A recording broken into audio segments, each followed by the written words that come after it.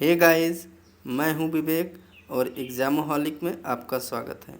Guys, पिछले 5 lectures में हम लोग लगातार पर्यावरण अध्ययन के इम्पॉर्टेंट फैक्ट्स को पढ़ते चले आ रहे हैं। इसी कड़ी में ये 6वां लेक्चर है और इसी के साथ ही पर्यावरण अध्ययन के सारे इम्पॉर्टेंट फैक्ट कवर हो जाएंगे। तो आइए देखते हैं कौन कौन से इम्पॉर्टेंट फैक्ट हैं। 26 जनवरी 2001 को भुज में बहुत ही विनाशकारी भूकंप आया। तो गाइस, भूकंप हम सभी लोग जानते हैं कि है क्या, और यह भूकंप जो है वो 26 जनवरी 2001 को भुज में आया था। भुज कहाँ है? भुज है गुजरात में। गुजरात में एक जगह है भुज, वहाँ पे 26 जनवरी 2001 को भूकंप आया था। कब आया था? 26 जनवरी 2001 को। कहाँ आया था? भुज में। भुज कहाँ है? गुजरात में। तो ये इम्पॉर्टेंट फैक्ट है। और इसी के साथ ही हम लोग जान लेते हैं कि भूकंप आता कैसे। तो गाइज, ज़मीन के अंदर बहुत सी बड़ी बड़ी प्लेटें होती हैं और उन्हीं प्लेटों के वो प्लेटें मूव करती रहती हैं धीरे धीरे। तो जब ये प्लेटें एक दूसरे से टकराती हैं तो भूकंप आता है।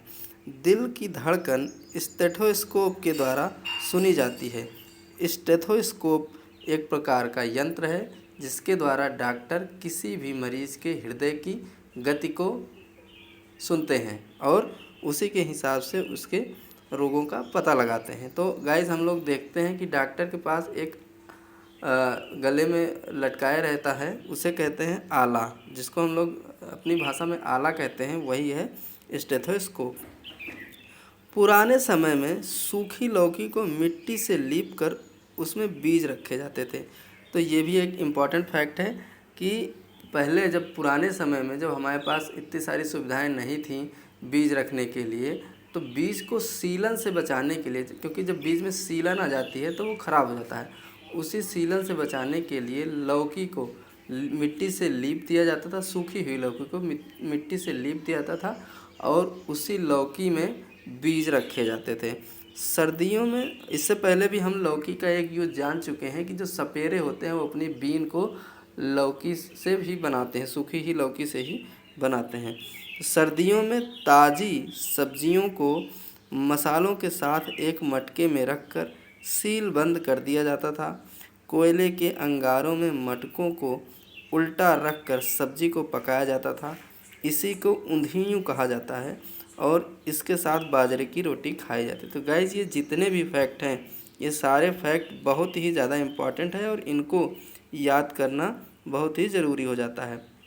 तो गाइस, ये बातें बता रहा है पहले की टाइम की, कि पहले लोग कैसे रहते थे, अपने बीजों को कैसे रखते थे और वो किस प्रकार का भोजन करते थे। तो ये बता रहे हैं कि जब सर्दियाँ आती थी तो लोग क्या करते थे कि मटके में बहुत सारी सब्जियों को रख करके उसमें मसाला डाल के उसको एकदम से सील कर देते थे। उसके बाद अंगारे पे उसको उल्टा करके, मटके को उल्टा करके गरम किया जाता था और सब्जी को पकाया जाता था। इसी को ऊंधियू कहा जाता है। बेसिकली ये जो डिश है ये गुजरात की है और गुजरात में इसे ऊंधियू कहा जाता है। और ऊंधियू का मतलब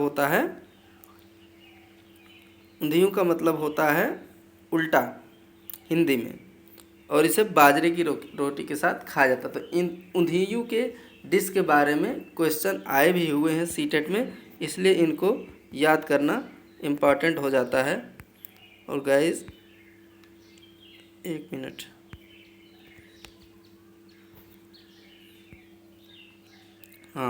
सॉरी फॉर डिस्टर्बेंस।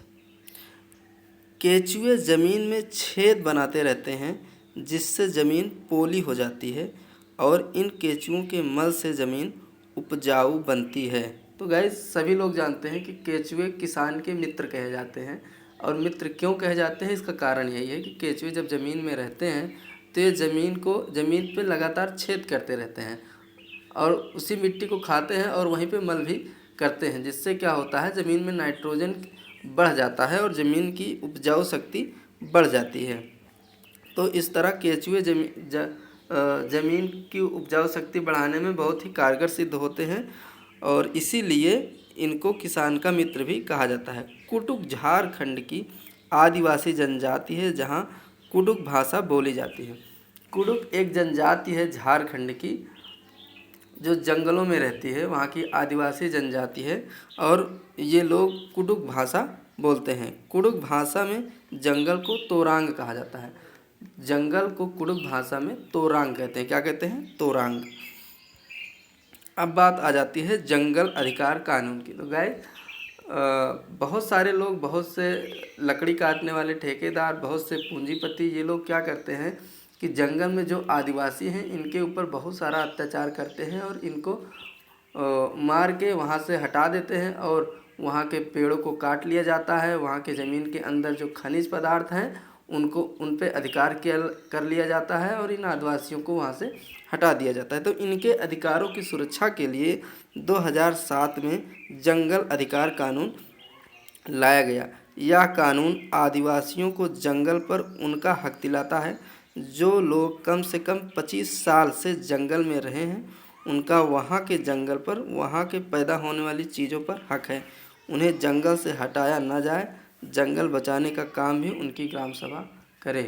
तो गाइस ये मुख्य बातें हैं जंगल अधिकार कानून 2007 की। सबसे बड़ी बात यहाँ पे ये चीज़ ध्यान देने वाली है कि कम से कम 25 साल जंगल में, वहाँ के जंगल में, वहाँ पैदा होने से वाली चीज़ों पर हक, कम से कम 25 साल वहाँ पे रहे हों वो लोग। और यह कानून आदिवासियों को जंगल पर उनका हक दिलाता है। वहाँ पे जो चीज़ें पैदा हुई हैं, वहाँ से, उस जंगल से जो चीज़ें प्राप्त होती हैं उनमें पहला हक इन आदिवासियों को हो। इनको कोई वहाँ से हटा नहीं सकता है। झूम खेती मिजोरम में की जाती है। मिजोरम एक राज्य है भारत में जो कि उत्तर पूर्व क्षेत्र में स्थित है। यहाँ पे पहाड़ बहुत ज़्यादा हैं और यहाँ पे झूम खेती की जाती है। झूम खेती से भर भर के क्वेश्चन सीटेट में आते हैं। अब झूम खेती है क्या, आइए देखते हैं।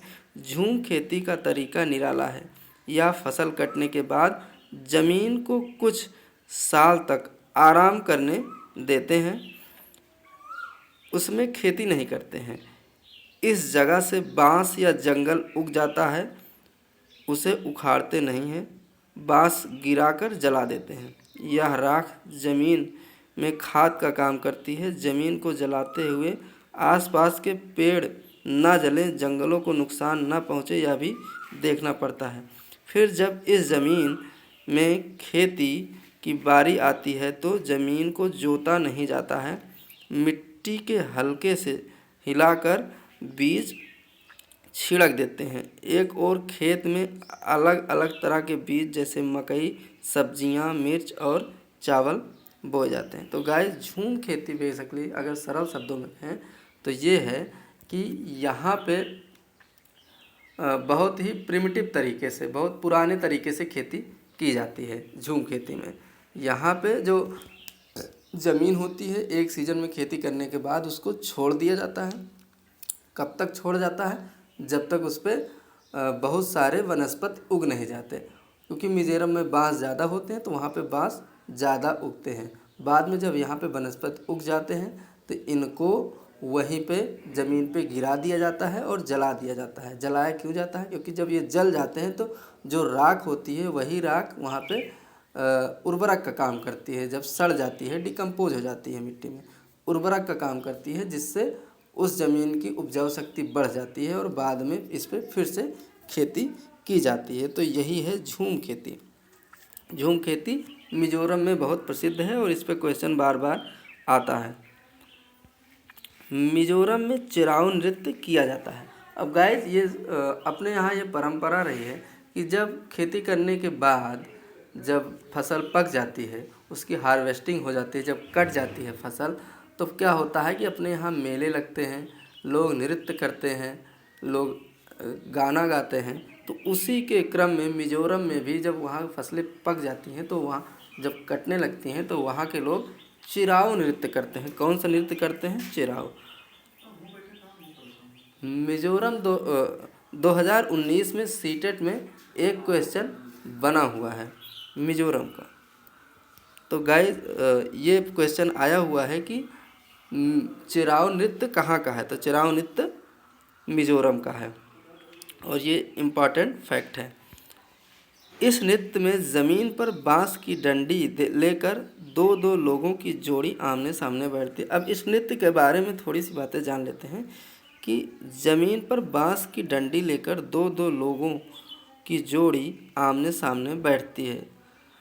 ढोल के ताल पर डंडियों को ज़मीन पर पीटते हैं। डंडियों के बीच लोग एक कतार में खड़े होकर कूदते हैं और नाचते हैं। यही ये चिराऊ नृत्य है। तो गाइस, झूम खेती के बारे में थोड़ी सी चीज़ और जान लेते हैं। मिज़ोरम में खेती होती कैसे है। मिज़ोरम में होता क्या है कि जो ज़मीनें होती हैं वो साझा होती हैं, किसी की प्राइवेट प्रॉपर्टी, निजी प्रॉपर्टी नहीं होती है। हर साल वहाँ पे लॉटरी के थ्रू लोगों को ज़मीन दी जाती है। एक पर्ची होती है, वह पर्ची उल्टी जाती है, लोगों को बारी बारी से ज़मीन दी जाती है और ज़मीन के जो नपत होती है, नापी जाती है, वो टीन में नापी जाती है। टीन का मतलब ये है कि जैसे अगर हमें 1 टीन ज़मीन चाहिए, इसका मतलब ये है कि उतनी ज़मीन जितने में हम 1 टीन बीज बो सकें।